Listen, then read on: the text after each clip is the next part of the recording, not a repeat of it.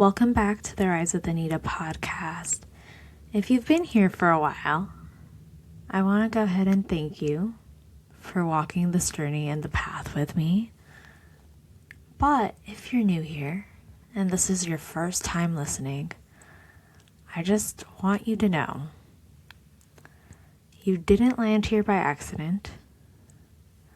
Before we speak about time and years or intention, I want to take a moment for us to arrive. So wherever you are right now, take a deep breath in through the nose and a long, slow exhale through the mouth. And let the breath drop into your belly. Let your shoulders soften. Let your jaw unclench. Yes, I'm calling that out. You don't need to do anything here. You don't need to improve yourself in this moment. We are closing the final days of 2025 and stepping into the very first breaths of 2026.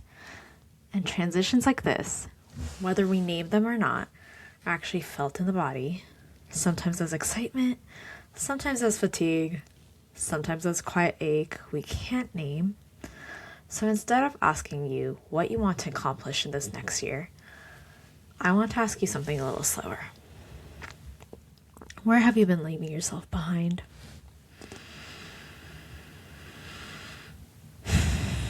Self-abandonment always isn't dramatic. It doesn't always look like burnout or breakdown. Often it's subtle. It's staying in conversations that drain you because you don't want to disappoint them. It's pushing your body past its limits and calling it discipline. It's silencing your truth because it feels easier than being misunderstood, or from my personal experience, you think it's a way of keeping your peace.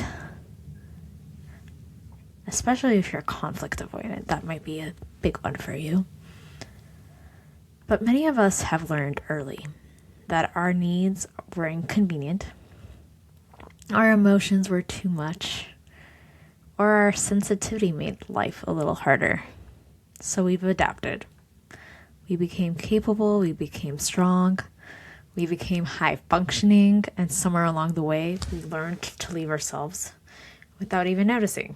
This is especially true for women who are praised for being resilient or low maintenance. But resilience without self-connection eventually becomes disconnection. And disconnection always shows up in your body, in your relationships, and the way life starts to feel heavy. Nothing is wrong with you. You've learned how to survive, and now your body is asking for something a little different. So I want to share this gently. There was honestly a moment, many moments in my own life, where I realized I was listening to everyone else before I listened to myself.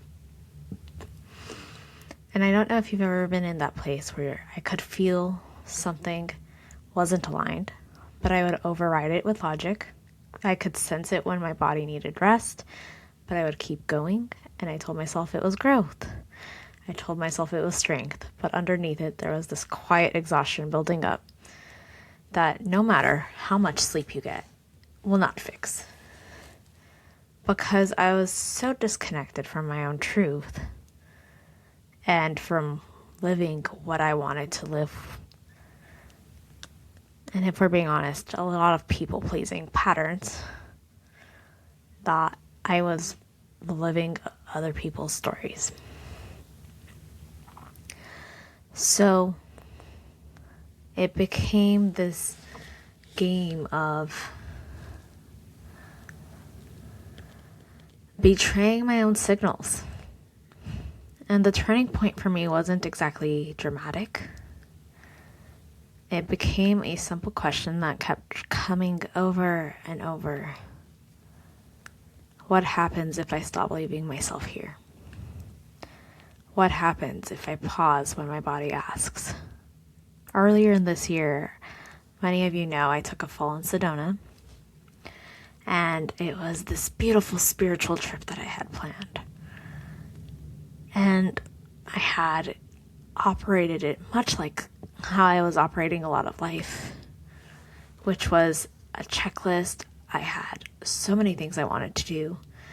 And I thought I would manifest this beautiful trip that was going to be the next quantum leap in my little journey of my spirituality. But I was not taking a moment to pause. And I took a fall, and that fall created a forced pause. So here I am months later, barely recovered and going to the gym again because I was not taking the time to slow down. So the question became, what happens if I stop leaving myself here? What happens if I actually take the time to pause when my body asks? Because I realized also in that moment, had I listened to the amount of times I wanted to pause, I probably wouldn't have ended up injured. What happens if I speak when my voice trembles and I say what I need to say even when I'm scared? What happens if I choose honesty over keeping peace? These questions started to change the way I live. Not overnight, but consistently. And the more I stayed present, the less I needed to force anything. So as we step into 2026, I don't really feel the energy of reinvention. I feel more of the energy of what I call a return. It's a continuous return to the body, a return to truth, a return to self-trust, a return to my own essence. So this year doesn't have to ask you to try harder. It's actually asking you to notice sooner, to pay attention when something feels off, to notice when your body tightens, whether that's your throat or a feeling in your gut, to notice when you're saying yes out of habit and not desire. Because the life you're building cannot be sustained if it requires you to disappear from it. I really want to encourage, especially my women, ladies who are listening, to take 2026 to have the energy that you are the main character in your own movie. Which brings me to why the next conversation after this matters. On January 1st, I'm releasing a special edition episode where I sat down with my dear friend Craig Siegel for a conversation around manifestation and Kabbalah, and we talk all about embodiment. And what I appreciate about that conversation is that it doesn't skip the human experience. We talk about ego and just the way around the human journey, the soul's experience as a human, to manifesting and embodying that next level as a way of something to live from. Because if you've ever felt like growth required you to override yourself, this episode is going to offer you a new lens. Before we close out, I want you to take one more breath with me. Inhale through the nose and exhale slowly through the body. Mouth, but feel it in your body. Let your body settle. And just ask yourself without judgment, where do I need leave? Where do I leave myself most often? And what would it look like to stay just a little longer? Because you don't need a new version of you. You need your own presence. You need to remind yourself of your own essence, and you need to come home to yourself. 2026 does not require your self-sacrifice.